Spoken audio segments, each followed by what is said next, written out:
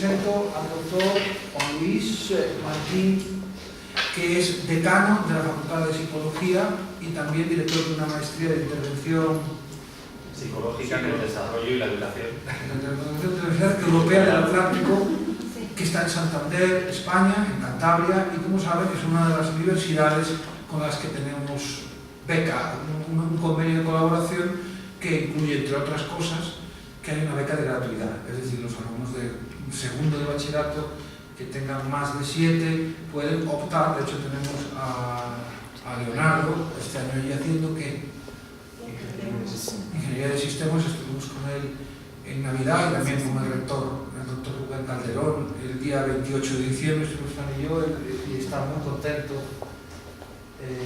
Y decía a los demás alumnos en un vídeo que se animen a pedir la beca de la Universidad Europea del Atlántico.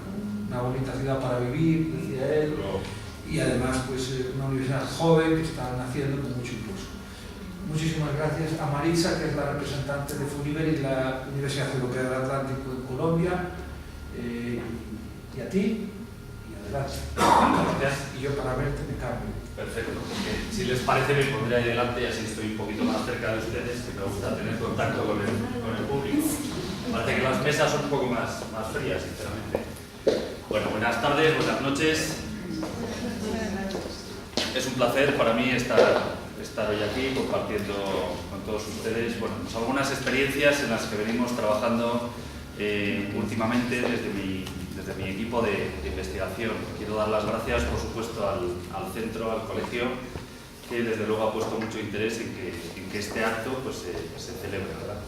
También quiero dar las gracias a la Fundación Universitaria Iberoamericana, FUNIVER, pues, que de alguna forma pues, ha contribuido a que este acto también pues, tenga lugar hoy aquí. Bueno, esta mañana hablaba del acoso escolar en la Cámara de Comercio. Les decía que venía a hablar del acoso escolar, pero que paradójicamente iba a hablar más bien poco del acoso escolar. ¿Por qué? Porque a mí y a mi equipo lo que nos interesa realmente son todo lo que tiene que ver con las prácticas educativas familiares, es decir, con la psicología preventiva. Creemos firmemente que en la medida de lo posible, siempre que podamos articular, empoderar a las familias en todas las cuestiones que tengan que ver con la crianza, en este sentido tendremos ganado mucho terreno. Socialmente todavía se identifica a los psicólogos, a la psicología con los problemas, con la depresión, con la ansiedad, con la hiperactividad, con las dificultades, etc. Nuestro trabajo no tiene que ver con ese ámbito, sino lo que queremos de alguna forma es hacer lo que llamamos intervención en prevención primaria. ¿Qué quiere decir esto? Que nos vamos a adelantar un poquito a los problemas. Es lo que llamamos psicología positivista, que no es algo nuevo, ya empezó en los años 80 aproximadamente con algunas investigaciones, ¿no? Pero bueno, en este momento está adquiriendo un valor bastante intenso. En este sentido, lo que les vengo a hablar es de parentalidad positiva. Un concepto que quizá les pueda resultar nuevo, no sé si en alguna ocasión lo habrán oído, la parentalidad positiva, pero es algo que realmente no es nuevo. No es otra cosa que las buenas prácticas educativas que se dan en la familia. Hace unos años, desde la universidad, llevamos a cabo un estudio en el cual evaluamos a 550 familias que en ese momento tenían hijos e hijas de 5 años. Y lo que queríamos saber era si realmente algo tan sencillo, tan obvio, como que si las buenas prácticas educativas familiares estaban relacionadas con hijos e hijas más desarrollados en todas las áreas. Algo que puede ser tan obvio, como digo, en investigación hay que poner números y hay que demostrarlo de alguna forma. En este sentido, evaluamos a las familias, evaluamos lo que llamamos la calidad del contexto familiar. Por otra parte, evaluamos a los niños, haciendo evaluaciones individuales de los niños, también obteniendo información a través del profesorado. De esta forma, ¿qué queríamos? Pues obtener una fotografía en nuestra región de cuál era la calidad educativa de los niños y de las niñas. A partir de los datos que obtuvimos en esa investigación, elaboramos algunas de nuestras teorías, algunos de los aspectos que hoy les quiero hablar. El sentido de esta charla tiene que ver con hablar de la influencia familiar en el desarrollo socioemocional. Estamos quizá más acostumbrados, al menos desde la psicología, a que nos hablen de la influencia de la familia en el desarrollo intelectual. Parece que lo intelectual siempre tiene como más peso. Históricamente se le ha dado como más importancia, ¿no? Que los niños estén muy estimulados académicamente, que sepan muchas cosas, que tengan muchos conceptos. En esa investigación que les hablaba, efectivamente aparecía esto. Aparecía que tenemos hijos e hijas realmente, en la mayoría de los casos, muy inteligentes. Los baremos de los test de inteligencia se están quedando desfasados. Tenemos que actualizarlos, porque realmente nos está apareciendo, no están midiendo realmente lo que tendrían que medir. Creemos firmemente que los aspectos sociales y emocionales se están dejando un poquito de lado, y eso es algo que está un poquito descompensado bajo mi punto de vista. Y lo estamos viendo sobre todo en la adolescencia, cuando estamos viendo algún tipo de comportamientos que quizá no son del todo adaptativos. Niños muy inteligentes, pero realmente inmaduros. Este desfase es lo que realmente está haciendo ruido en este momento. Bueno, la parentalidad positiva no es otra cosa, como decía antes, que las buenas prácticas educativas familiares.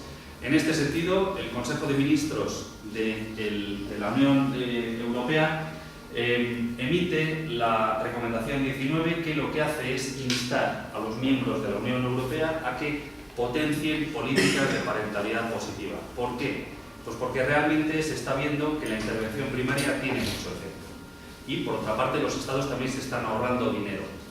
En la medida que, empleando dinero en parentalidad positiva y en prevención primaria, nos estamos ahorrando muchos costes. Estudios recientes indican que cada dólar que se invierte en Estados Unidos en prevención primaria, el Estado se ahorra hasta $7. En salud mental, en educación, en servicios sociales, es decir, es una buena inversión, no solo en lo económico, sino también lo que tiene que ver con la calidad de vida, evidentemente. Bueno, la parentalidad positiva, como digo, tiene esta definición que es un poco más compleja: un comportamiento parental que asegura la satisfacción de las principales necesidades de los niños, desarrollo, capacitación sin violencia, proporcionando el reconocimiento y la orientación necesaria que lleva consigo la fijación de límites a su comportamiento para favorecer su óptimo desarrollo, su pleno desarrollo. En este sentido, lo adecuado sería posibilitar de muchos programas de formación de familias en todos los estados. Apoyar, por lo tanto, a las familias a través de distintos programas de educación parental para garantizar los derechos de los menores. En este sentido, como digo, es muy importante reforzar a las comunidades para que presten los servicios adecuados a las familias. En ocasiones, bueno, yo he trabajado a lo largo de muchos años con familias y en ocasiones vemos que cuando uno va a formar a familias en determinadas cuestiones, se encuentra con que muchas familias se pueden sentir culpabilizadas de alguna forma. Es decir, vamos los expertos y decimos, bueno, esto se tiene que hacer de determinada forma. Y hay familias que quizá no lo hagan así. De alguna forma se pueden sentir, como digo, culpabilizadas.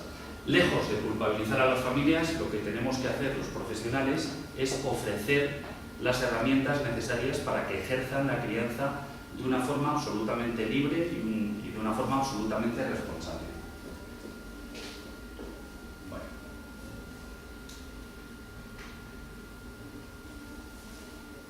No sé si me va a funcionar todo el apuntado. Bueno, quiero empezar esta reunión con esta pequeña broma, este pequeño chiste, bueno, que en el fondo no lo es tanto, evidentemente.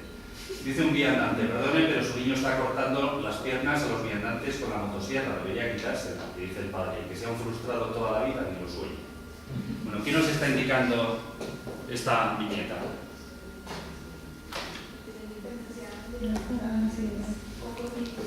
Pocos límites, mucha permisividad, demasiada libertad, ¿no? Quizá es un poco el reflejo, al menos en mi país, yo no sé cómo estarán las cosas acá en Colombia, pero al menos en mi país hemos pasado de generaciones anteriores de unas educaciones tremendamente autoritarias a, en este momento, una educación muchísimo más sobreprotectora, mucho más permisiva, ¿no?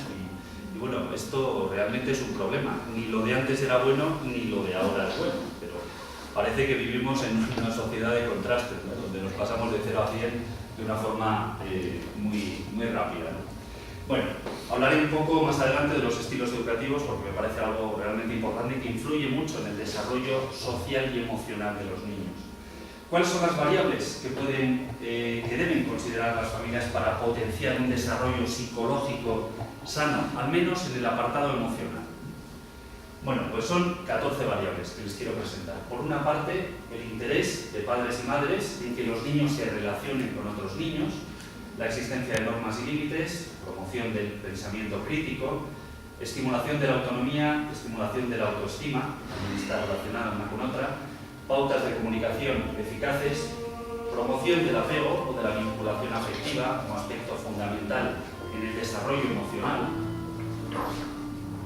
Este material, si quieren ustedes, se los podemos facilitar, de forma que lo puedan tener en casa y lo puedan revisar con calma.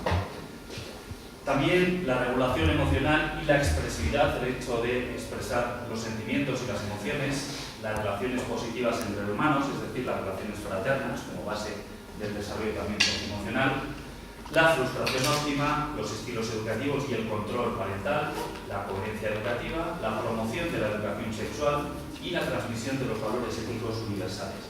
Estas 14 características o estas 14 variables son una especie de vacuna preventiva para que los aspectos socioemocionales del desarrollo vayan bien. Vamos a ir una por una mencionándolas. Como estamos pocos y estamos prácticamente en familia, si en algún momento ustedes me quieren hacer alguna pregunta sobre la marcha, no hay ningún problema. O si no se entiende algún término, que a veces quizá con el idioma pues pueden surgir algunas dificultades. Bueno, con relación a la sociabilidad, les hablaba al principio de aquella investigación que hicimos con familias sobre cuál era la calidad educativa de las familias y el desarrollo de los niños. En este sentido, lo que vimos es que en general teníamos un buen nivel de desarrollo de los niños, tanto a nivel intelectual como a otros niveles, pero había alguna característica que no estaba tan desarrollada y que nos preocupó un poco. ¿Se imaginan cuál puede ser? Las emociones, podría ir un poco por ahí. ¿Qué detectan ustedes en la sociedad actual que puede faltar en los niños, que no puede estar tan desarrollado? Las emociones, los sentimientos, podría ser una cuestión. ¿Perdón? La frustración óptima, luego hablaré de ello. Hay baja tolerancia a la frustración. Parece que nos cuesta decir que no a los niños, ¿no? Que nos cuesta poner esas dificultades, que por otra parte son tan buenas para que se desarrollen, ¿no? Para que generen estrategias de desarrollo. ¿Perdón? Autoestima. La autoestima también es una cuestión que está preocupando bastante y está muy relacionada con el estilo educativo sobreprotector. En la medida que no estamos permitiendo que los niños se desarrollen autónomamente, no estamos permitiendo que desarrolle su autoestima y su autonomía. La soledad, o sea, niños muy solos. La soledad, la sociabilidad. Precisamente por eso hacía esta pregunta. Una de las cosas que veíamos es que las familias, al menos en mi país, no estaban poniendo todos los medios necesarios para que los niños se relacionaran socialmente. Es decir, estamos creando muchos niños individualistas, muy estimulados intelectualmente, eso sí, niños muy listos. Mucha estimulación académica, intelectual, etc. Pero niños que no se estaban relacionando demasiado. Agendas muy cargadas, con educación escolar, con educación extraescolar, etc. Pero poca relación entre niños, ¿no? Y esto es un problema. Teniendo en cuenta la edad, sabemos que hay 3 momentos en el desarrollo de la sociabilidad del niño. Un primer momento, de 0 a 3 años, en los cuales todavía no hay un concepto de amistad. Lo que comparten es un compañero de juego, digamos, ¿no? Y de una forma muy inmadura, todavía son bebés. De 3 a 6 años, en este caso, comenzaría el juego en grupo, pero más bien potenciar la diversión. Tampoco hay un concepto establecido de la amistad hasta los 6 años. Juegan con otros niños porque les hace falta jugar con otro niño, porque les hace falta un compañero de juego para jugar. Mientras que a partir de los 6 años ya sí comienzan las relaciones sociales hasta encontrar un valor estable de la amistad. Algo que se hace muy evidente, sobre todo a partir de la adolescencia, a partir de los 10, 12 años, de la preadolescencia, adolescencia, cuando realmente el peso del grupo es muy importante para los adolescentes. Casi tiene más peso que su familia, no sé si tienen ustedes hijos adolescentes o no. ¿No? Pero bueno, realmente la función que tienen para ellos los padres hasta ese momento pasa a ser un poco sustituida por el grupo, ¿no? Las referencias del grupo en este caso, ¿no? La palabra todos. Yo tengo una hija que tiene 14 años y la palabra que más me dice es todos. Todos lo hacen, ¿no? Todos van a no sé dónde, todos van a la fiesta. Bueno, alguno que no vaya, quizá, ¿no? Alguno quizá vuelva antes, se regresa antes a casa. La palabra es todos, ¿no? Entonces, bueno. más cosas. Por una parte, por lo tanto, la sociabilidad. En segundo lugar, importante, en la regulación emocional, es el establecimiento de normas y límites en la familia. Me imagino que ustedes en sus casas les ponen normas a los niños, ¿no? Es una cuestión fundamental. Y es una cuestión muy importante y les pregunto, ¿por qué hay que poner límites a los niños? ¿Por qué es tan importante? ¿Por qué insistimos tanto los psicólogos en estas normas y normas? Porque la sociedad pone normas y hay que prepararlo para los... Evidentemente. Siempre digo lo mismo. La finalidad de la educación es la socialización. Es que nos insertemos en una sociedad, ¿no? De alguna forma las normas y los límites ayudan a los niños a que se inserten en esa sociedad. Y luego hay una cuestión muy importante, que lo que queremos conseguir es que los niños se autorregulen. La autorregulación, eso es fundamental en una sociedad. ¿Cómo lo conseguimos? Poniendo normas y límites, diciendo que no a los niños, poniendo dificultades. Es la forma que tienen de crecer. ¿Cómo ha crecido la humanidad? ¿Cómo hemos ido evolucionando hasta llegar a Homo sapiens sapiens, es decir, Homo sapiens al cuadrado, que somos hoy en día? Pues a través de las dificultades.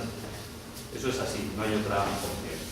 Entonces, los límites dan sentido a las acciones, al comportamiento cotidiano de los niños. También sirven de modelos a imitar, ayudando a que distingan lo que es bueno y lo que es malo. Los niños cuando nacen no son ni buenos ni malos, no tienen criterio. Desde fuera les tenemos que indicar cuál es el criterio a seguir. Les enseña a predecir lo que va a ocurrir, y esto es una cuestión tremendamente importante. Una de las bases de la parentalidad positiva es que crea entornos seguros, entornos predecibles, entornos con rutinas que son tan importantes para los niños y para las niñas. Además, ayudan a ordenar el pensamiento, ya no solo nos organizan en el aspecto más emocional, sino que a nivel intelectual también nos organizan. Favorecen el respeto por los demás, la convivencia en la sociedad, mientras que la falta de límites genera actuaciones que son irresponsables y que no tienen valores. Bueno, por lo tanto, una cuestión tremendamente importante. ¿Cuáles son las consecuencias de no poner límites a los niños? ¿Cuáles serían? Visto lo que hemos visto. Problemas para socializar. Dificultades para socializar. ¿Cuál más? Pues sobre los límites de los demás dentro de la sociedad. Correcto, efectivamente. Entonces, dificultad para un control emocional. Niños con lo que llamamos inestabilidad afectiva, labilidad afectiva, con muchos cambios en el estado de ánimo, muchos saltos en ese estado de ánimo, quizá en algunos momentos demasiado acelerados, demasiado hipomaníacos, que llamamos en otros momentos más depresivos, con muchos cambios. Reacciones desproporcionadas, baja tolerancia a la frustración, niños que no aceptan un no, agresividad, impulsividad, dificultad en la convivencia, nivel de rendimiento escolar también bajo, falta de capacidad para afrontar situaciones estresantes, por ejemplo los exámenes. Yo recientemente he tenido una experiencia en la universidad, llevo 20 años dando clases en la universidad y he tenido una experiencia en la cual recientemente puse el examen final y hubo una alumna que se me echó a llorar. Leyó el examen y se me echó a llorar, nunca me había ocurrido en 20 años, ¿no? Esa dificultad, esa inmadurez que estamos viendo quizá en algunos de los chicos hoy en día, ¿no? Es algo que nos tiene que hacer pensar. ¿Por qué hay dificultades a la hora de poner las normas? No es que los padres y las madres no queramos poner normas, en ocasiones nos cuesta un poco, ¿no? A veces estamos poco tiempo con los hijos, estamos todos muy ocupados trabajando, eso es cierto, ¿no? Y el tiempo que estamos con ellos, ¿qué queremos? Pues que sea un tiempo agradable. No queremos estar peleando con ellos, eso es cierto, ¿no? Entonces, ¿qué ocurre? Pues que puede asustar, defraudar a los niños. Parece que si les ponemos esas normas, esas dificultades, ¿no? Bueno, quizá van a pensar que no soy el padre tan bueno como yo me creo. Por otra parte, no se sabe o no se quiere decir que no hay personas que tienen dificultades para decir que no, que quizá no tienen una capacidad de autoestima alta, que no son asertivos, ¿no? Entonces, también puede ser una dificultad. No se quiere frustrarles. Esta frase seguro que la han oído en más de una ocasión, ¿no? Bueno, ya les tocará sufrir cuando sean más mayores. Todavía son pequeños. Y aquí, ¿qué estamos viendo? Sobreprotección otra vez. Preocupa ser considerados autoritarios, quizás está mal visto ser autoritarios, ¿no? En generaciones anteriores decíamos que quizá el autoritarismo era lo más frecuente, quizá ahora somos un poco más progres, vamos a ser un poco amigos de los niños, ¿no? Yo siempre digo que no soy amigo de mis hijos porque, entre otras cosas, les dejo sin padre, ¿no? Es una cuestión evidente.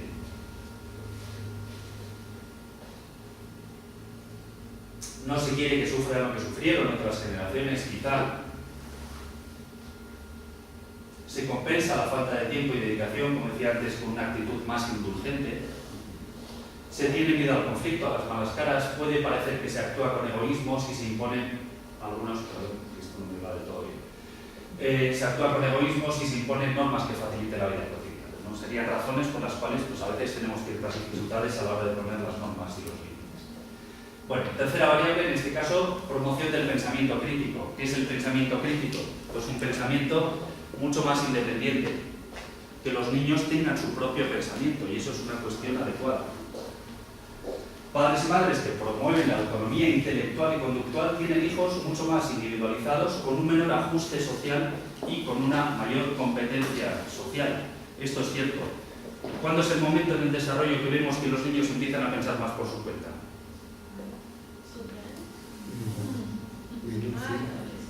En la adolescencia, fundamentalmente. También a partir de los 6, 7 ya empieza a cambiar el pensamiento, ¿no? Pero la adolescencia es un momento en el cual nos damos cuenta que ya hay ciertas cosas que antes les decíamos y que lo acataban claramente y que ahora ya se asunto nada, ¿no? Que ya empiezan a pensar por su cuenta, que tienen su perspectiva y que nos rebaten muchas cuestiones. ¿Puedo abrir la botella? Y que nos rebaten muchas cuestiones, ¿no? Realmente, y que tienen argumentos sólidos, tienen lo que llamamos un razonamiento hipotético deductivo, ¿no? Es un tipo de pensamiento que llamamos científico, y es cierto.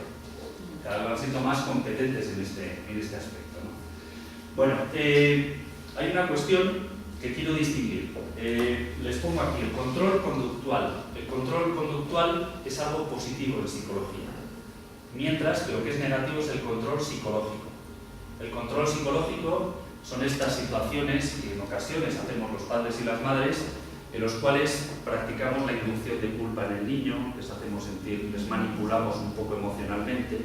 Eso sería negativo. Mientras que el control conductual es lo que llamamos monitorización, es decir, el seguimiento de los niños, el acompañamiento de los niños. Sé dónde está, sé con quién está, sé lo que está haciendo. Ese seguimiento es lo que llamamos control conductual.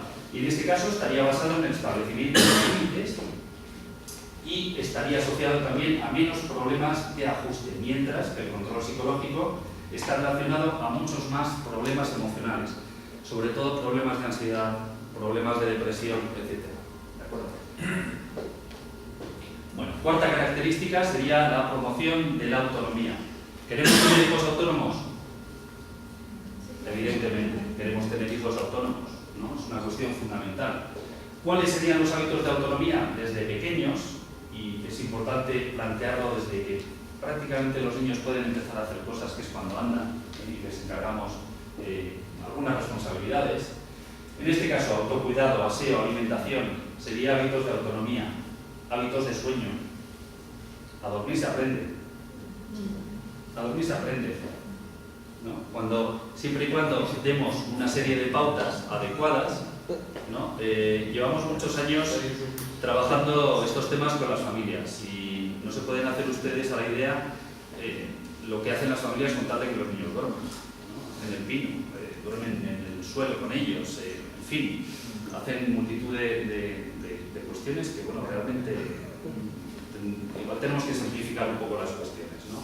Hemos seguido un poco de todo, ¿no? Desde familias que montan al niño en el carro y les llevan a que se duerman con las curvas de las carreteras, hasta otros que van en la sillita por zonas donde hay baches y, bueno, pues muy bien, a las 3 de la mañana y cosas así. Bueno, hay cuestiones que son un poco de sentido común, pero es cierto que el sueño es un comportamiento, ¿no? Que también se aprende a dormir.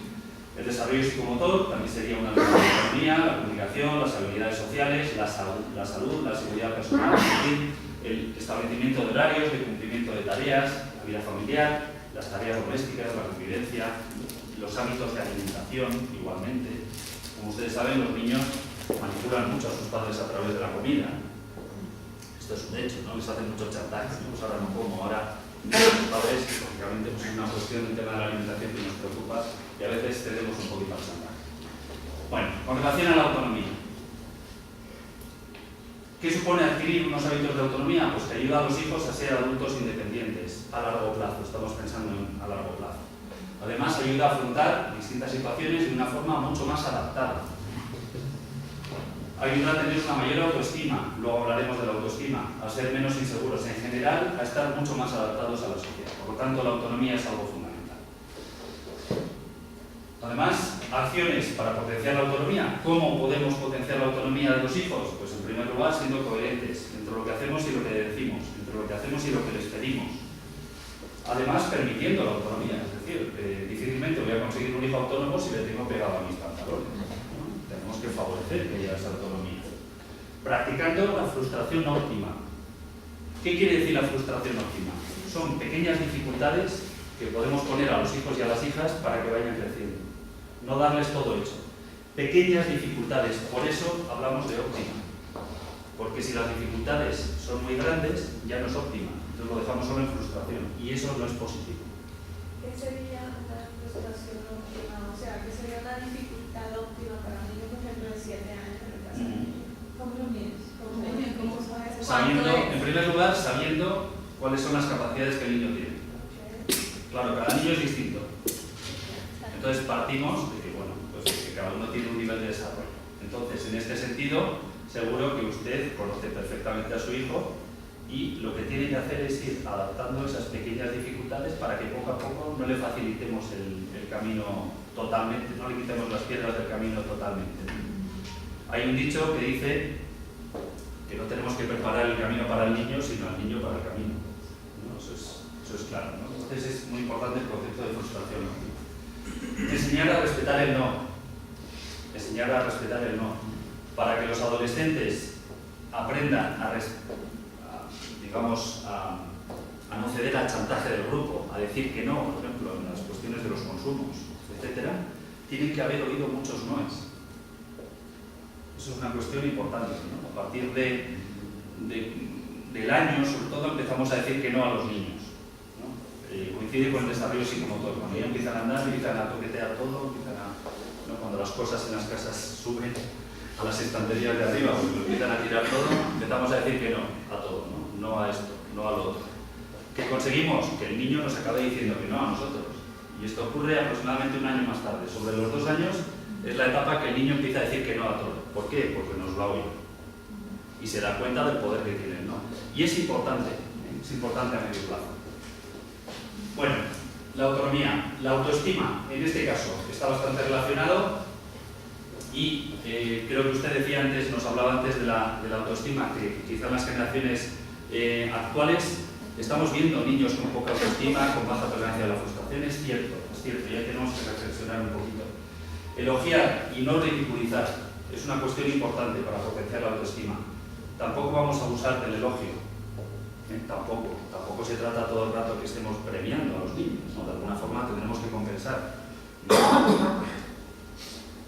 Por otra parte, descubrir sus cualidades, sus aptitudes, enseñarle a sentirse orgulloso de los logros, a identificar sus emociones, sus sentimientos, celebrar sus éxitos, evidentemente, pero también lo que aparece a continuación, moderar también sus éxitos.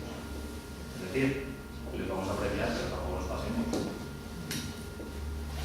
Evitar la sobreprotección, ser los adultos buenos modelos de autoestima, mostrar flexibilidad y dedicarle tiempo. Cantidad de tiempo y también en calidad. Y fomentar también, como hemos visto, la autonomía personal. Bueno, la comunicación, otro aspecto fundamental para el desarrollo socioemocional, para todo tipo de desarrollo. Lo vemos claramente en la adolescencia. En la charla de esta mañana preguntaba, ¿los adolescentes se comunican o no se comunican? Sí, se comunican. ¿Con nosotros se comunican? Poco. Menos. ¿No? Cuesta un poco más. Claro que se comunican. Hay familias que dicen, no, es que mi hijo tiene 14 años y no se comunica conmigo. Quizás es que no tiene capacidad de comunicarse. ¿No? Claro que tiene. Estamos viendo claramente cómo manejan las relaciones las redes sociales, ¿no? Que se van a casa y están con sus redes sociales, etcétera. Claro que se comunican. Y esto es importante. Es fundamental potenciar la comunicación en casa, sobre todo porque lo que queremos es conseguir realmente que nos cuenten cuestiones que realmente nos van a interesar, sobre todo en el momento de la adolescencia. No es lo que desde la psicología llamamos autorrevelación. Cuando el niño, el adolescente en este caso, de modo propio, nos empieza a contar algunos aspectos de su vida más íntima, ¿no? Pues mira, es que he empezado a salir con una chica o con un chico, o me ha ocurrido esto en el colegio, etc., ¿no? Lo que queremos es potenciar esa comunicación. Si no nos comunicamos con ellos desde pequeños, desde niños, no vamos a conseguir eso. Entonces nosotros, como adultos, también les tendremos que contar alguna cosa nuestra. También tendremos que confiar en ellos de alguna forma. No les podemos solo pedir que ellos nos cuenten, ¿no? Esto es algo bidireccional. Entonces las pautas de comunicación es importante. ¿Por qué? Porque genera confianza para hablar de todo tipo de cuestiones, ¿no? Todos nos sentimos más escuchados, acogidos, etc., cuando hay buena comunicación. Además, ayudamos a mejorar las habilidades para moverse en el entorno social. Evidentemente, hoy a la mañana también decía en la charla que tenemos que saber que nuestros hijos nos imitan. Si nosotros nos comunicamos con ellos, de alguna forma estamos enseñando a que se comuniquen o a que aprendan a comunicarse en el mundo social. Tratar de no criticar, por ejemplo, decir estoy preocupado por ti sería mucho mejor que decir tú haces tal cosa mal. ¿Por qué? ¿Por qué? Porque es mejor lo primero que lo segundo. El segundo lo está etiquetando. Estamos etiquetando. Claro, eso estamos descendiendo la autoestima, por ejemplo, y no estamos potenciando la comunicación. Bloquear. Le estamos bloqueando y le estamos dando un rol. A veces las etiquetas, el problema que tienes es que otorgan un rol a la persona y de alguna forma pues nos podemos encontrar con que ese rol se convierte en real, ¿no? Me preocupa que llegues tarde y te pase algo, sería adecuado, frente a eres un desobediente porque has llegado tarde. Otra vez estamos etiquetando. Si me mientes, siento que no puedo confiar en ti, o en vez de eres un mentiroso, ¿no? Otra vez la etiqueta. Bueno. Con relación a la comunicación, ¿cómo tenemos que actuar para comunicarnos con nuestros hijos o con cualquier persona? En primer lugar, mirar a los ojos. Los ojos es la vía de entrada a los aspectos emocionales. ¿Qué hacemos cuando nos montamos en un elevador, en un ascensor, en nuestra comunidad de vecinos y no nos apetece hablar con el vecino de encima? Mirar a todos los sitios salvo a la cara. Buscar la distancia adecuada sin invadir, ¿no? Para que tener una buena comunicación no me tengo que situar ni demasiado cerca ni demasiado lejos, ¿no? Una distancia adecuada, media. Esperar a estar calmado antes de empezar, evidentemente, como arranquemos una conversación con nuestro hijo adolescente estando enfadados porque ha hecho algo que no nos parece bien, pues ya estamos empezando mal, ¿no? Se va a bloquear seguramente. A sentir con la cabeza, esperar los turnos, tonos cordiales o al menos un tono neutro. Vamos a dar la oportunidad de que se explique. Vamos a esperar un poquito. Crítica constructiva. Es bueno también para potenciar la comunicación siempre al inicio resaltar algo positivo de esa persona, concretar, no generalizar y expresar cómo nos sentimos, como veíamos antes, sin culpabilizar. Tiene más recorrido. Me molesta, me preocupa que no estudies ni trabajes, me preocupa, ¿no? De alguna forma estoy demostrando que estoy preocupado. Bueno, además, hablar del presente, hablar despacio, estar atento a las reacciones del otro. La relación es entre dos, aceptar errores por parte del otro, que la información sea positiva. Preguntas abiertas, ¿no? Si preguntamos a un adolescente, por ejemplo, ¿qué tal hoy en el colegio? Pues bien, mal, y se acaba la conversación, ¿no? Preguntas abiertas. ¿Qué habéis hecho en el colegio para potenciar esa comunicación? Que es lo que queremos conseguir. Críticas a la conducta, cuando hace algo mal y no a la persona, como hemos visto antes, y hacer reflexiones con ellos, también es una buena cuestión.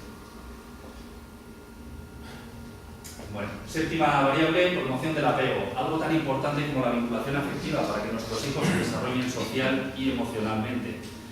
La vinculación afectiva es un vínculo, como aparece en la definición que voy a mostrar ahora, que se establece de una forma intensa, genuina, y se establece aproximadamente sobre los 8 o 9 meses de la edad de la vida del niño.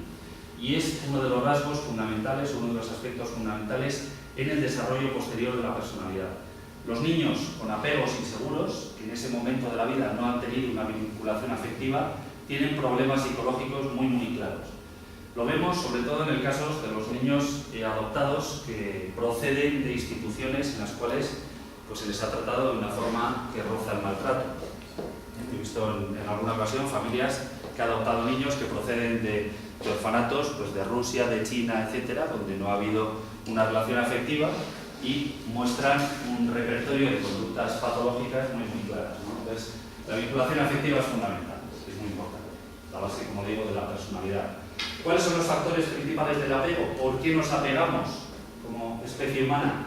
En primer lugar, porque nos aseguramos la supervivencia a través del apego, a través de la alimentación. Además, proporciona seguridad emocional, ¿no? Es una cuestión básica, pero tiene otras características, otras funciones complementarias. Ofrece y regula la cantidad de estimulación que necesita el niño para el desarrollo, posibilita la exploración y consecuentemente el aprendizaje, fomenta la salud física y mental, siempre y cuando el apego sea adecuado, y favorece el desarrollo social. Por eso, en mi país, bueno, yo no sé aquí cuánto duran las bajas de maternidad y de paternidad. 35 días, 85 días, eso son 4 meses, 16 semanas. En mi país es igual. Y las de los hombres, las de los varones, 1 semana. En mi país en este caso es 1 mes. Las bajas de paternidad y maternidad tienen que ser más largas, evidentemente. ¿Para qué? Para potenciar el apego. Para potenciar el apego. Y ahí estamos volviendo a las políticas institucionales. Es una cuestión muy importante. Las bajas en Suecia y en Finlandia, por ejemplo, son de 1 año. De 1 año con sueldo. ¿Para qué? Para que padres y madres se dediquen a la crianza de los hijos. Y eso evita problemas posteriores, educativos, sanitarios, de servicios sociales, etc. En Canadá las bajas son de 2 años, también con sueldo. Acá no sé cómo funciona el tema. En mi país la solución que se ha adoptado ha sido que a partir de las 16 semanas se puede escolarizar a los niños. Fíjense lo que supone un niño con 16 semanas. Escolarizar quizá suena como muy formal, pero llevarle a una guardería con 16 semanas a pasar 6 o 7 horas, yo en alguna ocasión he dicho que a mí eso me parece maltrato, así con todas las letras. No me parece lo más adecuado. Durante una serie de años estuvimos asesorando al profesorado en mi región de esas guarderías y estábamos viendo que niños que acudían desde las 16 semanas, posteriormente, con 1 año y medio, 2 años, tenían muchas dificultades y muchos retrasos en el desarrollo. Dificultades en las relaciones con los demás, dificultades en el desarrollo del lenguaje, etc. Muchos problemas. Por lo tanto, esto es algo que tenemos que cuidar mucho. Es una cuestión tremendamente importante. Y además el apego es algo básico y que proporciona placer, ¿no? Bueno, cada variable sería la expresividad y la regulación emocional, que tiene que ver con la importancia de las conversaciones sobre las emociones en el entorno familiar. Y esto es básico. Esto es básico. Hoy a la mañana también lo mencionaba en la prevención del acoso escolar. Que seamos capaces de regularnos emocionalmente, que seamos capaces de identificar nuestras emociones. Esto es algo tremendamente importante, ¿no? Controlar la ira, controlar la ansiedad. Esto es algo fundamental. Y la forma de controlar la angustia, la ansiedad, la ira, no es otra que a través de la comunicación, que a través del diálogo. Aumento con la edad de las conversaciones sobre las emociones en el hogar, tanto de emociones positivas como de emociones negativas. También es importante, puede ser adecuado que yo, en un momento dado, le diga a mi hijo que tengo una preocupación por algo que me ha ocurrido en el trabajo o que me siento triste por la circunstancia que sea, ¿no? No solo emociones positivas, ¿no? Todas las emociones. Bueno, importante, las relaciones positivas también, las relaciones fraternas, las relaciones entre hermanos, como una base importante en el desarrollo socioemocional, esa referencia que se tiene con los hermanos, que favorece el desarrollo. Importante también, decimos a las familias, no dar demasiada importancia a la conducta de celos. Es decir, yo siempre trato de quitar importancia a este asunto, porque hay muchas familias que están muy angustiadas. Tienen un hijo, van a tener otro, o ya lo han tenido, y resulta que se desbordan un poco por las situaciones de celos. Bueno, hay que restar un poco de importancia a este asunto. ¿Saben ustedes qué me preocupa? Cuando hay familias que te dicen, he tenido el segundo hijo y desde luego no muestran ninguna conducta de celos. Eso me preocupa. Más que tenga celos. ¿Por qué? Porque está indicando que quizá ese hijo mayor no ha hecho una buena vinculación afectiva con sus padres. Es decir, lo lógico es que si yo tengo un vínculo afectivo con alguien, pues tenga una sensación de que, de alguna forma, si me aparece una amenaza en forma de hermano pequeño, lógicamente de alguna forma tengo que reaccionar. Otra cosa es que los celos sean desmedidos. Bueno, ahí ya nos estamos yendo a otro extremo. Pero algo de conducta de celos es lógico y es esperable y no tiene tanta importancia. Hace poco unos amigos tuvieron el segundo hijo con bastante distancia entre el primero y el segundo. Habría quizá unos 6-7 años, no, unos 6 años de diferencia. Bueno, pues tuvieron el segundo y le llevaron al hijo mayor pues, al hospital a que visitara a su hermano pequeño, etcétera, y tal. Bueno, hasta ahí todo muy bien, hasta que ya le vio al hermano pequeño, ¿no? Cuando los niños ya ven físicamente que realmente no es algo que está no se sabe dónde. No, le dijo, muy bien, muy bonito, muy guapo, ahora ya te lo puedes volver a comer. Igual, ya nos está dando alguna pauta de que, bueno, ¿no? Los niños reaccionan pues, a su forma, ¿no? Y es bueno implicarles con el hermano pequeño en las labores cotidianas, de limpieza, etcétera. Hombre, tampoco les vamos a dejar empañarles a ellos solos, porque bueno, ya hay alguna ocasión en la cual pues les empiezan a meter la cabeza dentro del agua o a apretar así un poco demasiado fuerte. Bueno, tratar con afecto y atención frecuente a los niños, sobre todo para que perciban que son queridos. Generalmente lo que se hace cuando una pareja tiene el segundo o el tercer hijo, habitualmente el padre varón lo que hace es implicarse más con los mayores, porque evidentemente pues, la madre está más con el pequeño, ¿no? De alguna forma compensamos. Bueno, estimular a los hijos para que expresen lo que sienten, un poco enlazado con lo que hemos dicho antes, en esta situación preventiva de celos. Valorar a los hijos delante de familiares, visitas, evitando comentarios negativos sobre ellos, ¿no? También es una cuestión importante y comparaciones sobre todo. Bueno, décima variable sería la frustración óptima. Desde el punto de vista educativo supone practicar el buen trato. Estamos mucho más acostumbrados, en psicología al menos, a oír hablar de maltrato que de buen trato, ¿no? Y es un concepto importante. Evitar la sobreprotección y no hurtar al niño de situaciones de cierta dificultad que le hagan crecer, como lo mencionábamos antes. Bueno, también ligada a la exigencia normativa de las normas, que también hemos ido hablando, característica del estilo educativo democrático que ahora voy a mencionar. Con relación a los estilos educativos, 4 estilos educativos y sus consecuencias. Inicialmente eran 3, posteriormente se añadió un 4º estilo educativo. Los 3 primeros son los negativos. Un estilo educativo autoritario, donde hay excesivo control, poca calidez emocional, se es muy estricto, inflexible, rígido, castigador, etc. ¿Qué consecuencias tiene en los niños? Pues timidez, inseguridad, dependencia, frustración, rebeldía, infelicidad, sumisión, en muchos de los casos también. El estilo educativo permisivo solo imponen algunas reglas, es el sobreprotector también, y de modo inconstante no se le exige, no se imponen los castigos. Bueno, son niños, a veces oís un poco el discurso, bueno, son pequeños, déjale, no pasa nada, este tipo de cuestiones, ¿no? Y al final conseguimos esto, el síndrome del emperador, ¿no? Del tirano, ¿no? El niño que le deja al padre pues, bueno, de una forma que no es la adecuada.